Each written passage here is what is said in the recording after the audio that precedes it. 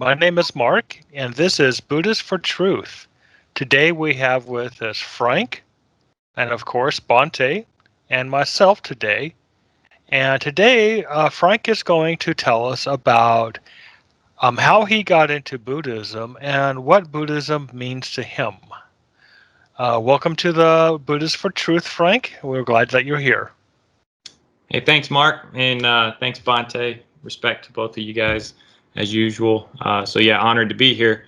As far as me getting into Buddhism, a lot like a lot of Westerners. I've probably been practicing Buddhist for over 11 years now. For me, I guess when I look back at what really interested me in Buddhism is in my early adulthood, I was kind of on a search, I guess. Typical truth seeker, and I read a lot of religion, philosophy, and I was into all kinds of things. Graduated college. I was raised pretty, just like most Americans. Um, just kind of isolated. In a lot of ways, when I first read the story of the Bodhisattva Buddha, um, you know, his early upbringing, in some ways, I found a lot of parallels there. Because I feel like I was sheltered, and I think a lot of Western people are. From cradle to grave, we're born in hospitals, we die in hospitals. We don't really see a lot of aging, illness, and death, and when we do, it's kind of doctored up, made to look pretty or not what it really is. And early on in life, when I was still trying to figure out a good path and way, I also came across, what I see as the divine messengers. I got an early job where I was an EMT. Worked for EMS, and I came directly into contact with direct suffering at a very visceral level. So I got to see aging, illness, and death, the first three divine messengers, up close and personal. At this point in time, I was in my early 20s. I also discovered that I was pretty sensitive, more sensitive than I thought I was to these things. So what happened was there was a sense of they describe it, the Pali word samvega. So it's a spiritual urgency. So of course my practice and search intensified, got into all sorts of things, and it wasn't until I was just Buddhism caught my attention, hearing the story of the Buddha, and it really appealed to me. But I heard a talk by Ajahn Jeff, Ajahn Tanisaro, and it was just like from that point on, I was just kind of like really taken to it. Like it really took me at the heart level, and I became very interested, and I started reading everything I could, especially with the Thai forest tradition, which Bhante, I know he's in Thailand, so a lot of the great Ajahns of Thailand, people that I've read up a lot, I respect, I venerate, but that path, it really helped me. And I can tell you, so I this is my own personal testimonial. I can tell you as a young man, I had some various neurotic tendencies, not so bad, but I had anxiety and other things.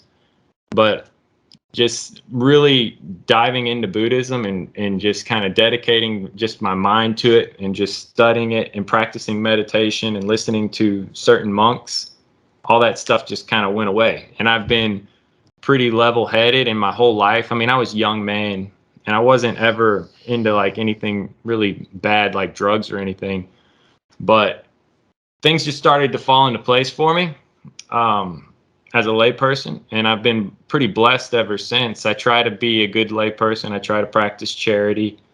I try to do all the things that the Buddha advised lay people to do. I was married, and I had a son by the time I really got into Buddhism. So, I did have an urgency to renounce at one point. I really thought about it. I spoke with other monks about it. Just for whatever reason, I just felt like I still have a duty to my family that I can't get around. I think those karmic bonds are very strong. And, my hopes are one day, if I'm going to intensify my practice, there is a probability that I go that route, but we'll see what happens. Till then, I'm just gonna practice, try to live a skillful life, and practice in accordance with a lot of the Buddhist teachings, because they've been helpful and beneficial to me at this point. But that's pretty much it in a nutshell, guys, as far as how I got into it. So I'll just kind of leave it at that, and you guys can ask questions, or we can go on to another topic. Okay, we'll have Bhante ask the first question. Well, thanks, Frank. That was interesting. You said the word samvega. And this is something that I guess in Australia and America and Italy, it's not understood, like spiritual urgency, like this urgency to want to wake up, which comes from once you start to see the Dhamma. Yeah, that word brings me back to when I first became a monk. I had a lot of that spiritual urgency, especially I couldn't wait to get into the robes. I just had to do it yesterday. There was no more waiting. I couldn't explain that to anybody. So yeah, thanks for bringing that word up. That brought me back. It brought me some memories and some reflection of how real Samvega actually is. And when it hits you, it's kind of like it's very hard to explain to other people, Well, my question for today is difference between belief and seeking. What is the difference? Okay. You want to shoot first, Mark?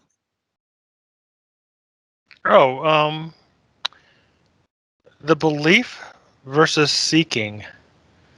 This is a very good question.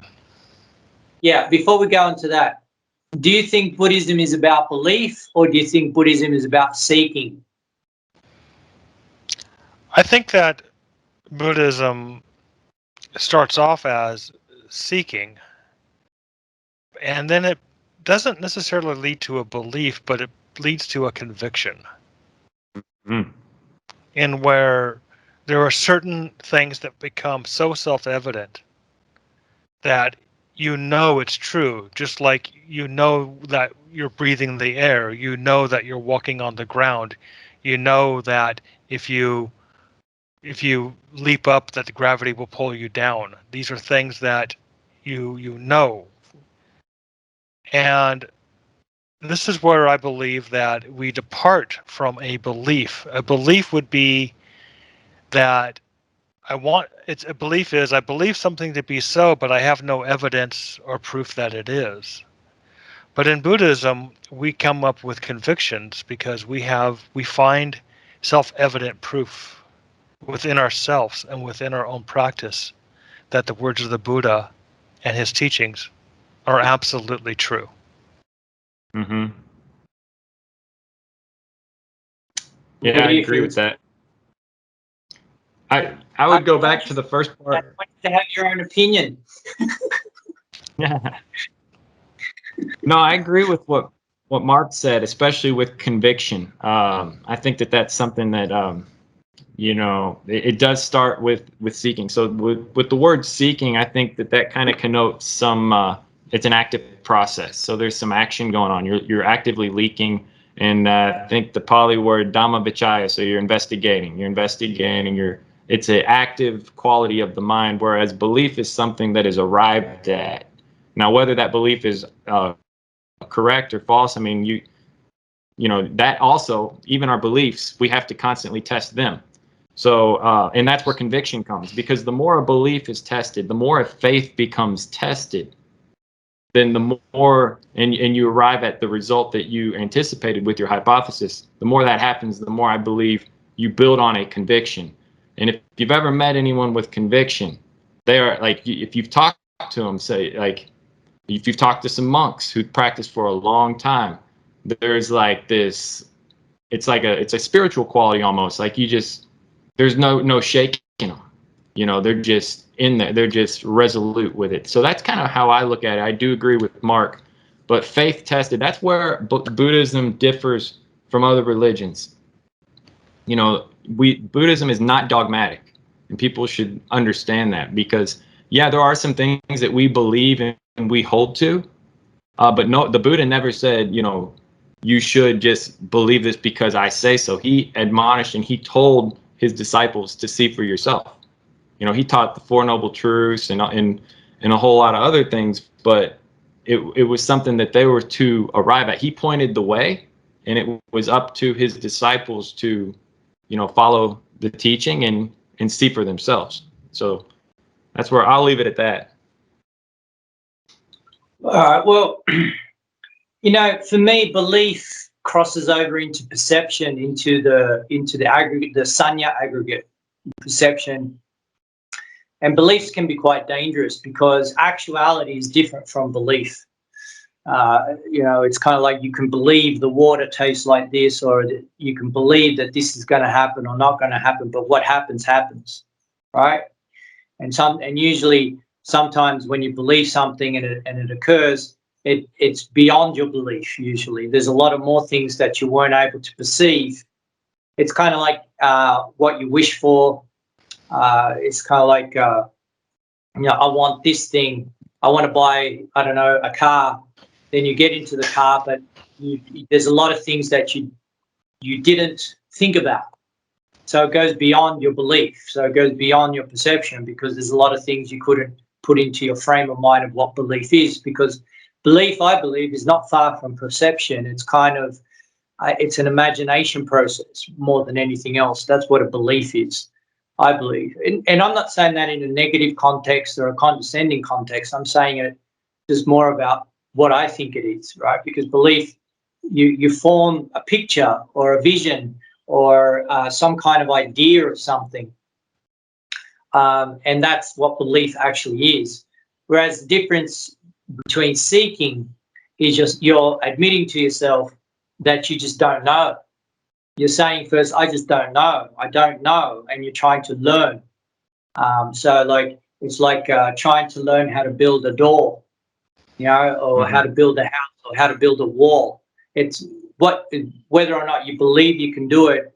Now that may help a little bit, but you have to seek, you have to learn in order, you know, how to nail, how to glue wood, how to cut, how to not hurt yourself, and how to build a stable wall. And that takes practice, you know, a few failures. You know, the first wall you build is probably not going to be a nice looking wall or a sturdy wall. It takes a bit of time to get to that. And in this process, the only part I think belief has is believing you could do it, I suppose, but it doesn't really have much to do with it. And this is where, you know, for me, this is where there's a big divide between the practice, which is the Noble Eightfold Path. It's interesting. The Buddha says it's dukkha nirodha gamini patipada ariya satjam.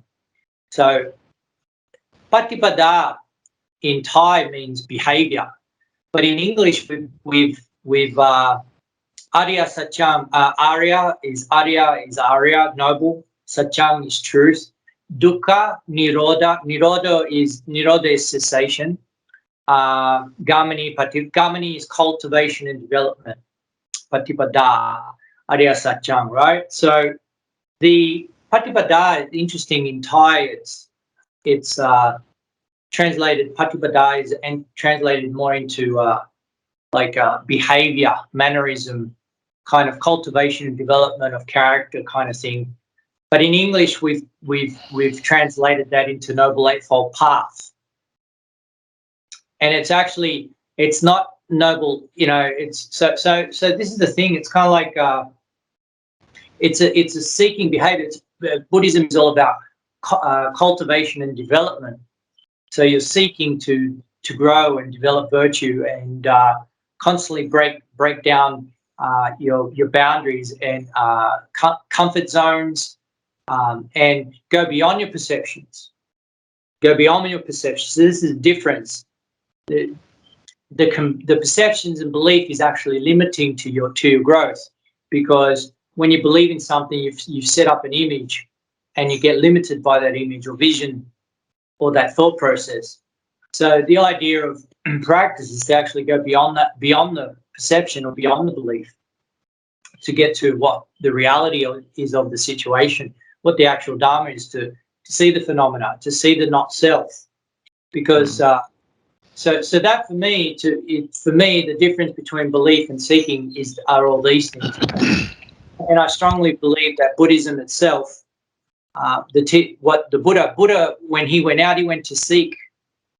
He just, in his mind, he said, there's got to be, before he left, how is it that, I have everything and everything's beautiful. And then when he saw the four signs of the old person, the sick person, the dying person, and the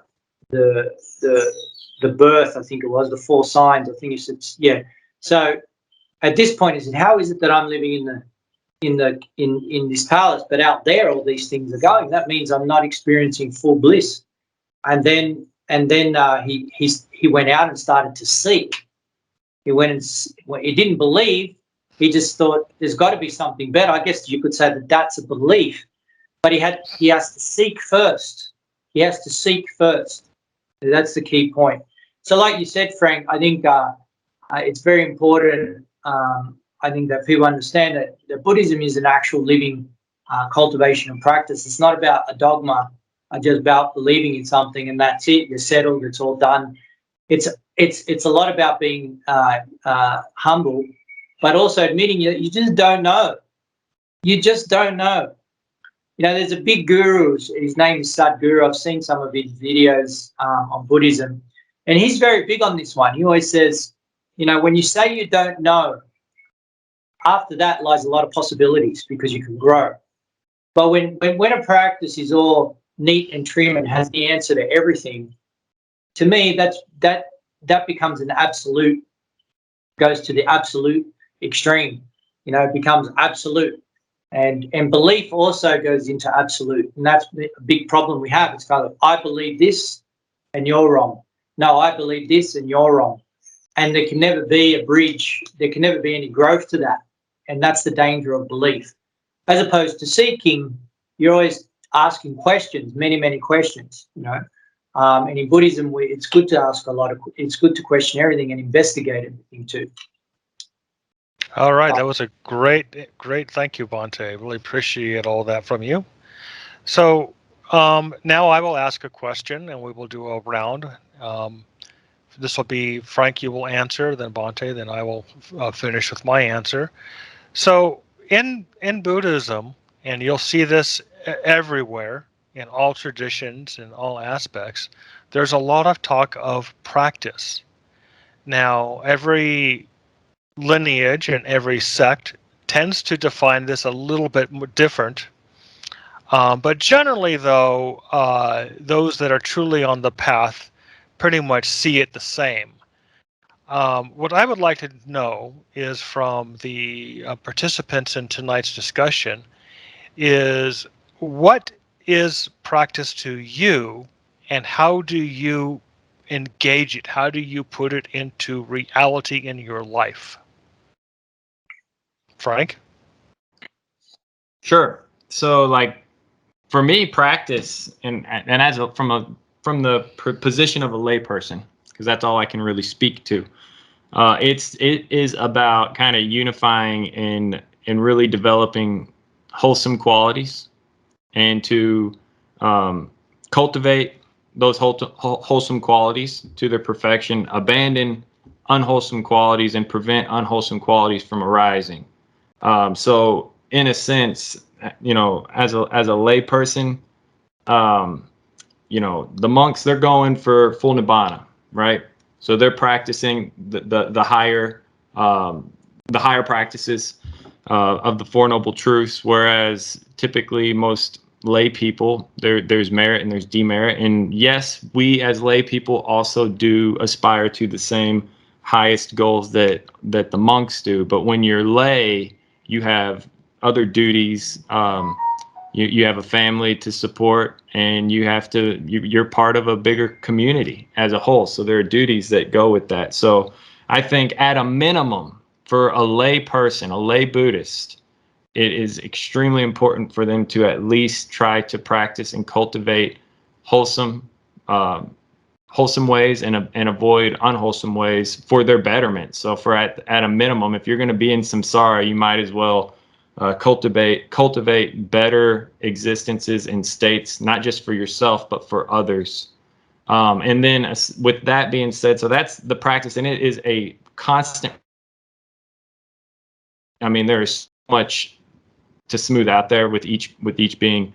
So practicing virtue, right? They talk about virtue, but then you can't speak of the practice without mentioning meditation.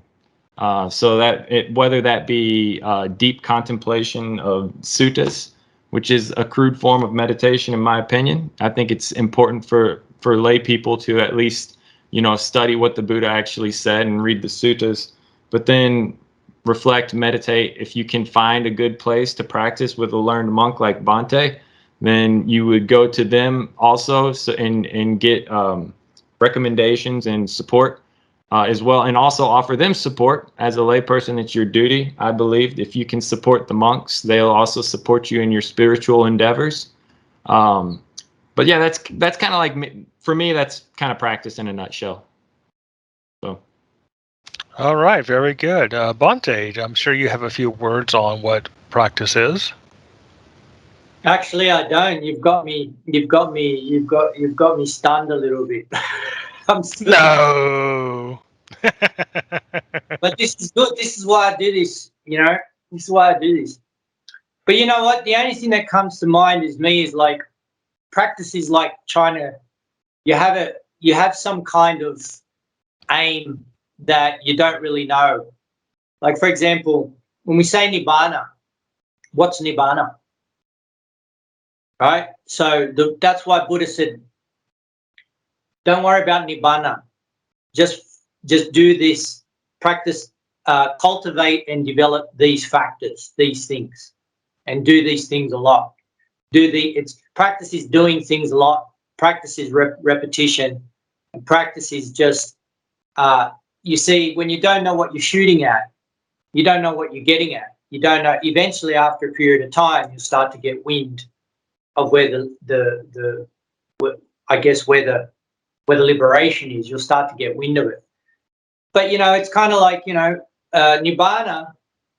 It's there. We have conviction and faith in what the Buddha said, but we don't know where it is. We know it's in citta. We know that the Buddha's described it in many ways, but we don't know what it is. So what's the aim there? So normally in common society, if you look at setting goals, you set a goal. I want to have $1 million by the time I'm 40 or something like that, right? That's just a goal. That's a very clear target. $1 million in the bank, Doesn't mean you'll get it though. Doesn't mean you get it, because how do you get $1 million? Who decides that? A lot of factors involved. A lot of things make it complicated to get that $1 million in the bank. Just because you set the goal doesn't mean. But then you say, okay, I want to win a gold medal at the Olympics, so that you've got 50 people aiming for that same gold medal. So it becomes very complicated, right? Okay. So the mindset is important, but there's so much going on to goal setting and things. So when you're practicing, this is why you got me boggled. What made that question boggle me is because when you practice something, you're practicing with a goal in mind. But usually those goals are beliefs. Or usually those goals, there's so many factors involved that have nothing to do with you in order to achieve them. Winning a gold medal, there's a lot of things that have to come together in order to win one, for example.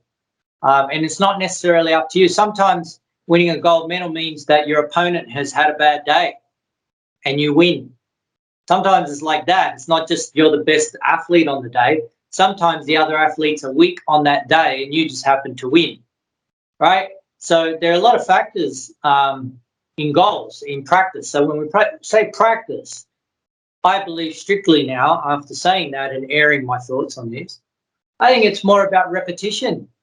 Repetition, aiming towards something, but I think the aim needs to be taken away if you don't know what what it is that you're aiming for. Like, see, that's why this is the wisdom in the Buddha. That's why he says, I don't talk about nibbana. I don't talk about achieving this, achieving that. What I talk about is the Four Noble Truths. What I teach is not self, right? And then there's the teaching of the handful of leaves, right?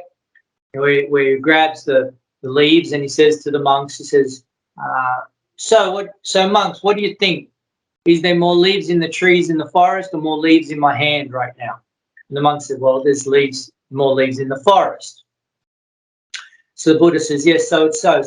But what I do is I teach you these simple leaves that I hold in my hand, that eventually you can see that forest for yourself. You can see all the leaves in the forest for yourself. So in other words, knowledge and everything else. So I think it's also important for lay people trying to set goals and things like this. This is why I think setting goals it's psychologically motivating, and it helps you supposedly get somewhere in life, and it creates direction, and it creates like a discipline of planning. And if you're buying a house and have to pay a mortgage and work, all that makes sense, right? But then again, I don't know, like practice in this sense, I think is a few things. One, it's repetition, doing something over and over again.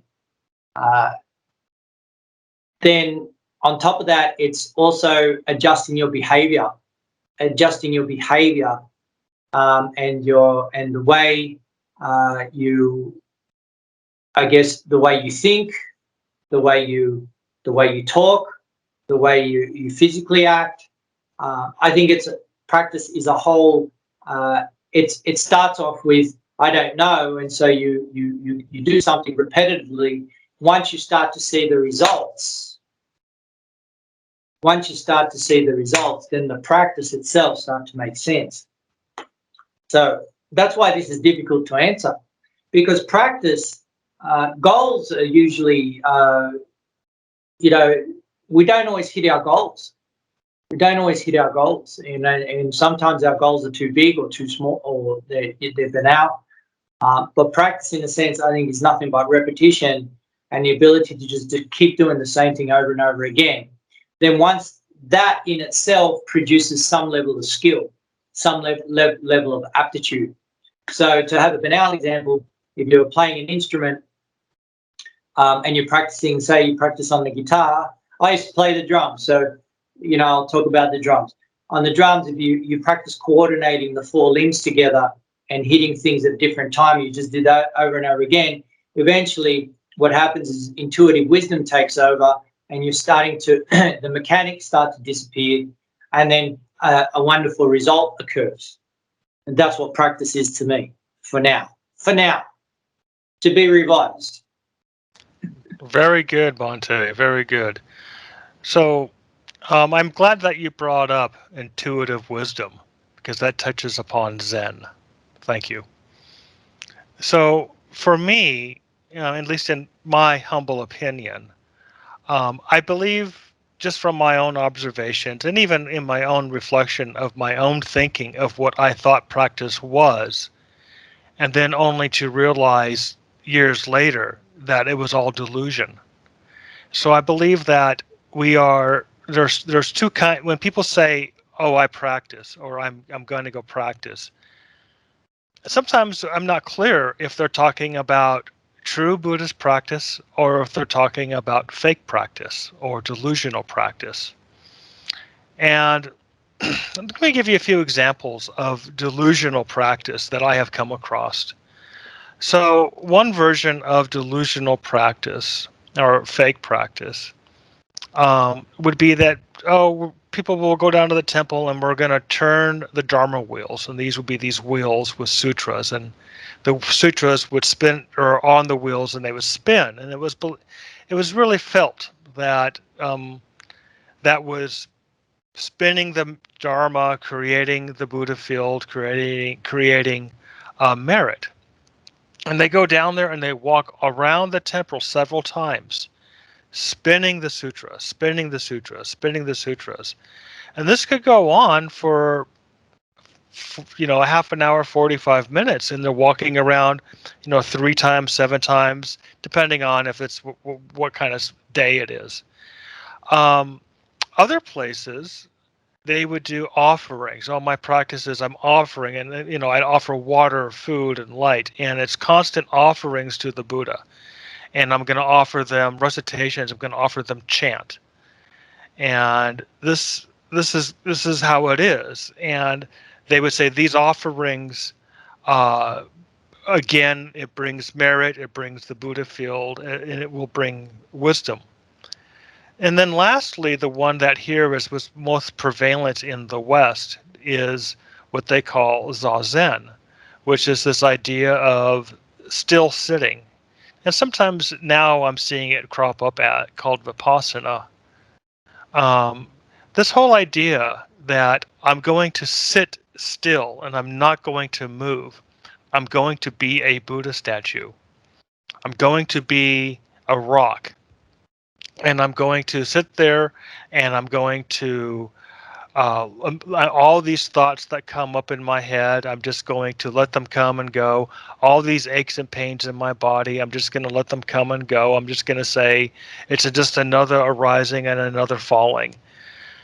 But yet, and people claim that, they claim peacefulness and bliss, but I tend to see that more as false practice, because what are we achieving there other than a slight state of self hypnosis, which you can get that at a magic show.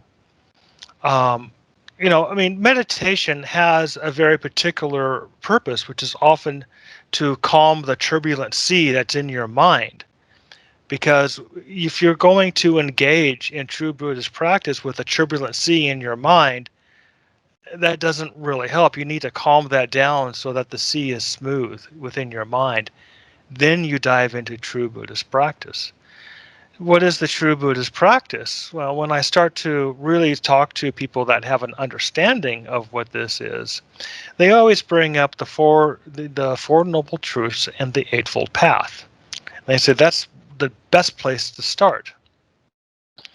But when we start to look at the Bodhisattva path, which is a kind of more of a higher level or a higher explanation of the Four Noble Truths, we start looking into this whole aspect of liberating one's own defilements, in which a lot of times I would say call that out as the things about me that stink, or what is it about me that makes me a jerk? Because I could be a jerk to myself, and I can also be a jerk to other people. So when I say practice, what I mean is going into looking at yourself, letting all of your stink come right up, and you expose that to the Sangha. You say, brothers and sisters, I'm going to show you and tell you all about my lust, about my greed, about my anger, about my hate. And I'm going to expose it to all of you.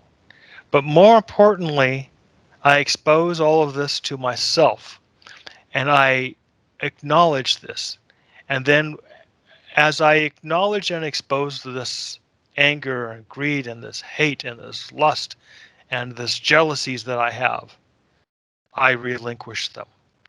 I abandon those things that I attach to them. You do this enough times. You do this thoroughly and completely so that you've exhausted all of the avenues of these defilements. You're like taking the chains off of a balloon, or you're taking the chains off of a great bird. You're free. You can fly. You're free of the shackles. You're free of this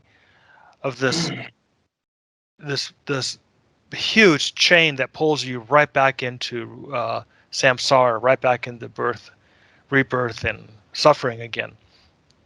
And if you keep doing this, and you clear out, you exhaust everything,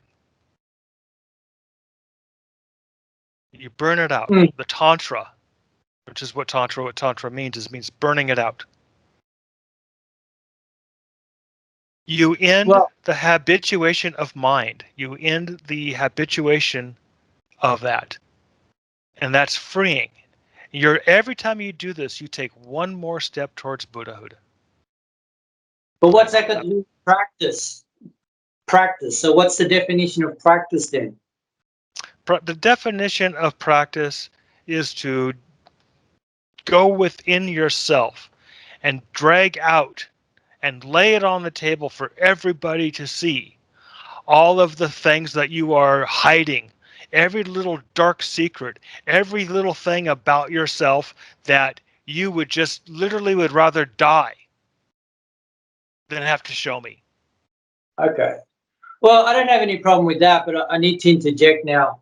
The meditation part, I disagree with you on meditation about sitting like a rock, because the Buddha talked a lot about, there's a lot of discourses where the Buddha talks about when a monk comes back from alms round, the monk sits down, finds an abandoned place, sits under a tree in an abandoned hut in the open air, sits down, sits cross-legged, spine erect, brings attention to the fore, goes into the in and out breath, and so and so and so, and sits all day and all night.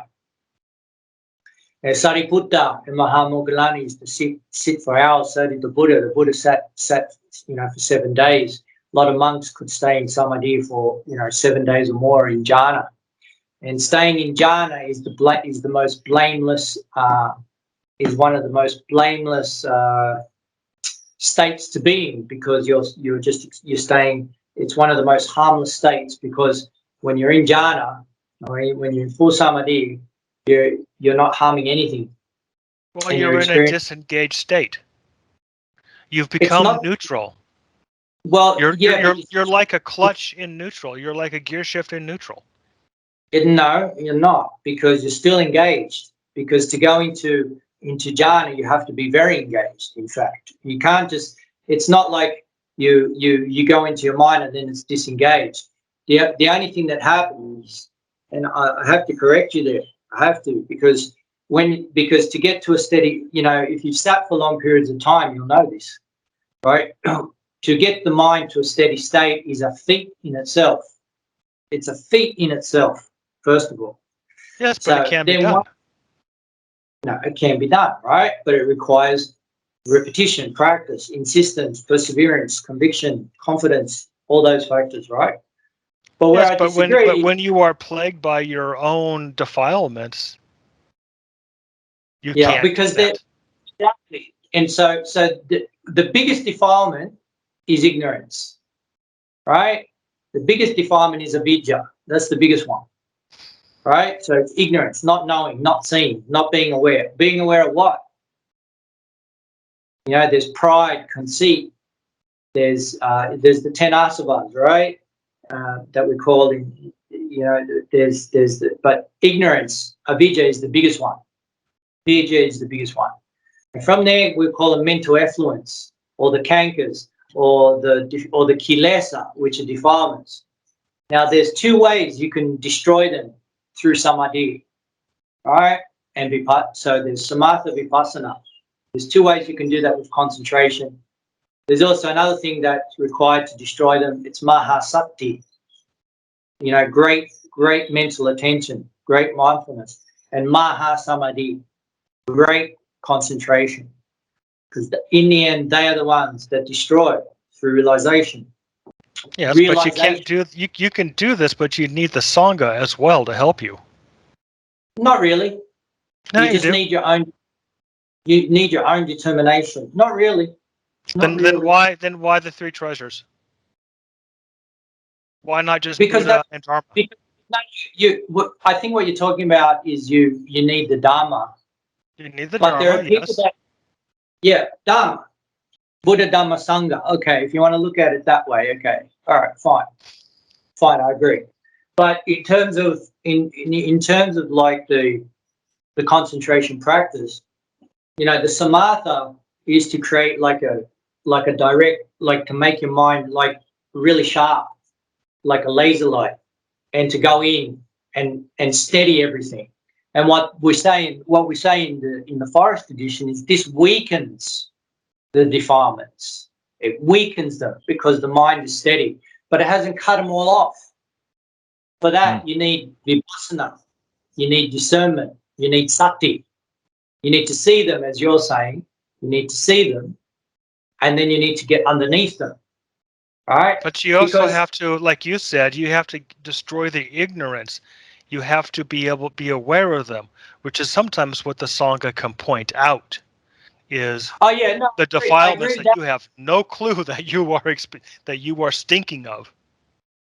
No, I agree with that. But what we're missing out, what we're not seeing here, though, is that you need to have a steady mind to begin with, because part of the requirement, or at least if you read the factors of the Noble Eightfold Path, when the Buddha talks about samadhi, the fourth jhana is required. Full samadhi is required. So a steady mind is required in order, like as something that is it kind of like it's like an initial thing that you need in order to go further. So if your mind is all distracted, it's good having a sangha to kick you in the shape and help to get you focused. But ultimately, you got to sit down and do the work yourself as well. Sure, but it won't take long to steady the rough seas of your mind, to sail the boat in such a way that it's not going to sink and tip over. Yeah, I don't know. I've seen, living in temples and seeing I've seen people live in temples for 40, 50 years. It doesn't mean, they weren't able, they've achieved a lot of virtues, but not necessarily full realization, So it depends on your spiritual maturity. It also depends on the intensity of your own practice too, because there's two things. You have to do your own practice. That's why Buddha says sitting under the tree for hours and hours, practicing, doing walking meditation, being sama sankappa, having what's called the renunciation, doing no harm, those kind of things, right? Right views, right efforts, all these kind of things. But samadhi and sati, right? When samadhi and sati, they come together, that's where panya is born. Now, this is where the intuitive wisdom comes in. So, in other words, there's the four things. There's dana, there's sila. So dana is generosity. Sila is morality. Samadhi, which is the concentration, and then panya, wisdom. Now, the thing that gets rid of everything is this thing that happens when the mind becomes steady through samadhi. Then that one investigates through vipassana, right? But then the mahasati comes in and mixes with the mahasamadhi. What is born there is panya, wisdom. When the wisdom is born, a lot of the senior monks talk about here, when your wisdom comes out, that cuts off by itself. It's like an in tune thing. The chitta gets it. The mind understands. It's had enough of dharma. It understands. But then, if this is so, if what you're saying is so, then enlightenment should be surely at hand for most monks in a short order of time. It can be, yeah. And I'm going to challenge you and say that most monks, I believe, have become the masters of keeping their defilements submerged, even though they can calm the rough seas of their mind and float their boat and sail steady on the glassy waters.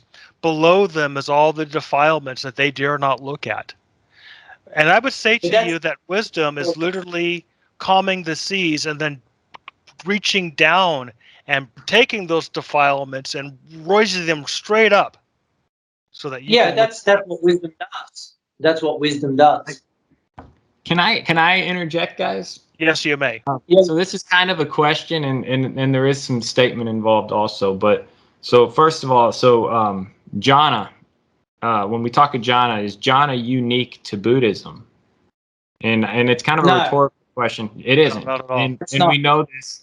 The Buddha practiced when he was the Bodhisattva, and he went off to practice. He went under two of the best meditation teachers of his time.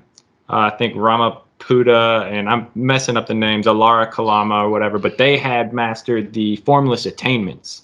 And he could go, and he asked his teachers, and they told him, they said, we've taught you everything, and we want to make you a master, and we want you to be a teacher of this tradition. And it wasn't the unconditioned. Because those jhanic states, this is where I believe even us as meditators, we need to be careful, because we've all heard the term jhana junkie. We can get addicted to the jhana. Well, the jhana itself is conditioned. Now, I was told also by another practitioner that there's two types of jhana, and he said there's an anariya jhana and the ariya jhana, the noble jhanas. The noble jhana is what the true disciples of the Buddha, the people who have entered one of the first, one of the four stages, stream entry, sotapanna, non-returner, or arahant. And once you get into the ariya jhanas, it's that wisdom that calms the defilements. Because once the clinging sustenance for the aggregates has kind of been diminished, you can kind of organically get into a jhana almost instantaneously. So I've been told. Whereas the other I won't say that they're not noble, because they're still admirable. And these people that get into these deep jhanic states, they usually are reborn in heavens, from what I'm told also. But the way you get into those jhanas are by calming the 5 hindrances that we know so well, right? And so once and I do believe that the preliminary stages leading up to those higher, yes, I think it's important and beneficial for the practitioner to develop those jhanas, but they're only to be used as a tool to break through with wisdom and insight to where you can get to that next stage of the jhana. So that's just kind of like hearing the talk. That's kind of how I look at it. And I'd also add that with anything, to go back to Mark's point, because he was talking about the fake practice, I believe, intention always qualifies the act, whether that is the act to be a holy person or a meditator. If you're just doing it to look a certain way, well, unless you can read minds, that intention's your own. Only you really know what's in your heart, what's motivating you to do the practice. And the intention is going to qualify whether or not it's noble or ignoble or something in between. So we're Buddhists for truth, and all of us here, it's a big sangha here, right? So we're looking out for each other, and we stand for truth. And this is why this is a good discussion, because we can check each other, and we're not in our little echo chamber. Because as Buddhists, we tend to, we can isolate sometimes. I'm more of an introspective guy, and I value having your all's commentation, just because it helps me kind of think about these things. So, and this is why we have the Sangha. This is why we talk. This is why we have Buddhists for Truth. So our time is up. If Bhante wants to have one final statement, we can do that. Yeah. Let me just add to this. So what I'm getting at is, it's not that I disagree. It's just that I've always heard, like, people don't put enough.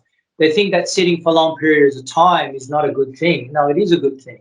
It is a good thing, because there's a lot of things that you can learn when you're going inwards to yourself, and you can't cheat. When you're sitting for a long period of time, you can't cheat, because you've only got yourself to deal with, and you've got to deal with yourself, and you've got to deal with your thoughts and things. Having said that, you see, what I'll finish on, this is why there's all the factors. Don't misunderstand me. I'm not saying you just need some idea. I didn't say that.